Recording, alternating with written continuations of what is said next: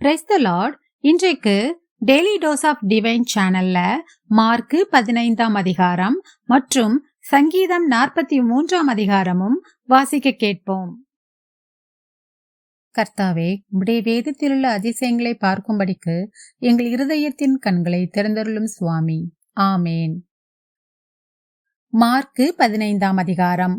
பொழுது விடிந்தவுடனே பிரதான ஆசாரியரும் மூப்பரும் வேதபாரகரும் ஆலோசனை சங்கத்தார் அனைவரும் கூடி ஆலோசனை பண்ணி இயேசுவை கட்டி கொண்டு போய் பிலாத்துவினிடத்தில் ஒப்பு கொடுத்தார்கள்.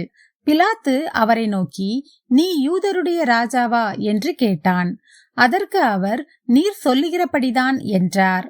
பிரதான ஆசாரியர்கள் அவர் மேல் அநேக குற்றங்களை சாட்டினார்கள். அவரோ மாறுத்திரம் ஒன்றும் சொல்லவில்லை.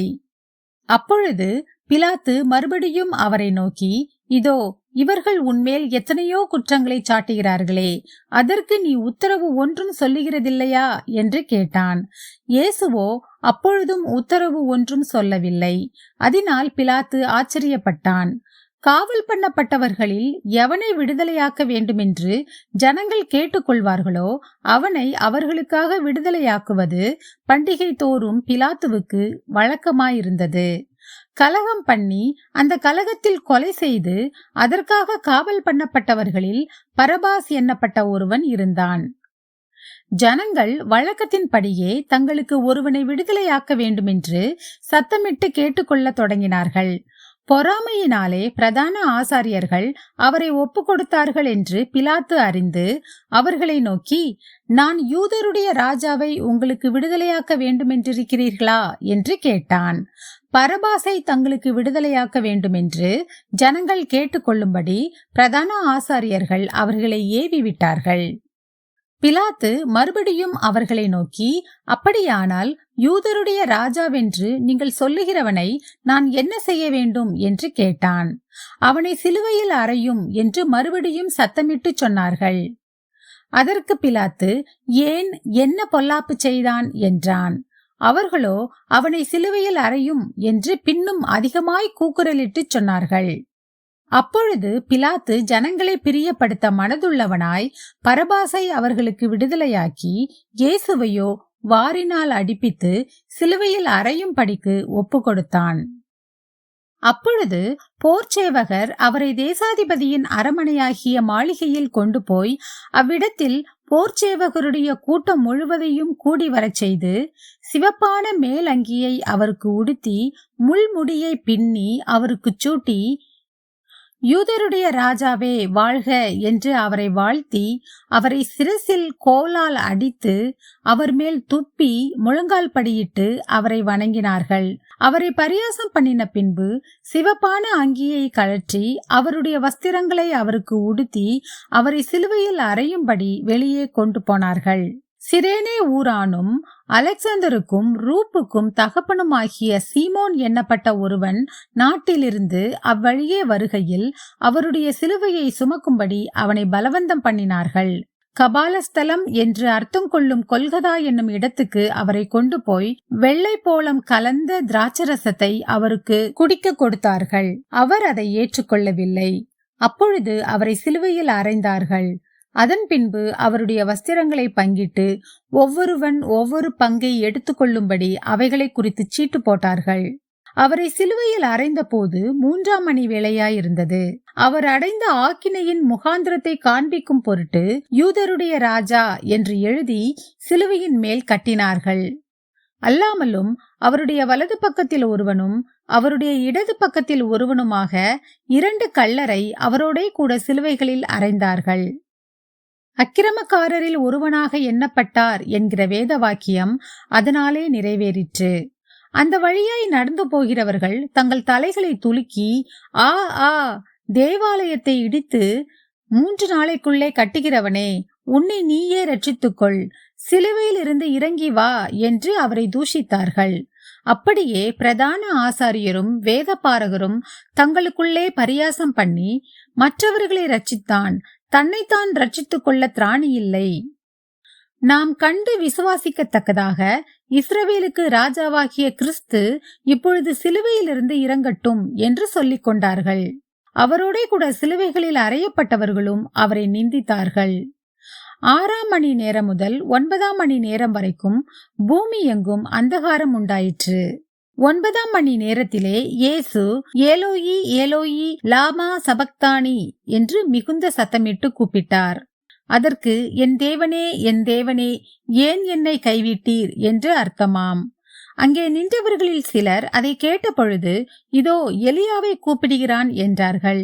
ஒருவன் ஓடி கடற்காளானை காடியிலே தோய்த்து அதை ஒரு கோலில் மாட்டி அவருக்கு குடிக்க கொடுத்து, பொறுங்கள், எலியா இவனை இறக்க வருவானோ பார்ப்போம் என்றான். இயேசு மகா சத்தமாய் கூப்பிட்டு ஜீவனை விட்டார். அப்பொழுது தேவாலயத்தின் திரைச்சீலை மேல் தொடங்கி கீழ் வரைக்கும் 2ஆக கிழிந்தது. அவருக்கு எதிரே நின்ற 100க்கு அதிபதி அவர் இப்படி கூப்பிட்டு ஜீவனை விட்டதை கண்டபோது, மெய்யாகவே இந்த மனுஷன் தேவனுடைய குமாரன் என்றான். சில ஸ்திரீகளும் தூரத்திலிருந்து பார்த்து கொண்டிருந்தார்கள். அவர் கலிலேயாவில் இருந்த போது அவருக்கு பின் சென்று ஊழியம் செய்து வந்த மகதலேனா மரியாளும், சின்ன யாக்கோபுக்கும் யோசேக்கும் தாயாகிய மரியாளும், சலோமே என்பவளும், அவருடனே கூட எருசலேமுக்கு வந்திருந்த வேறே அநேக ஸ்திரீகளும் அவர்களோடே இருந்தார்கள்.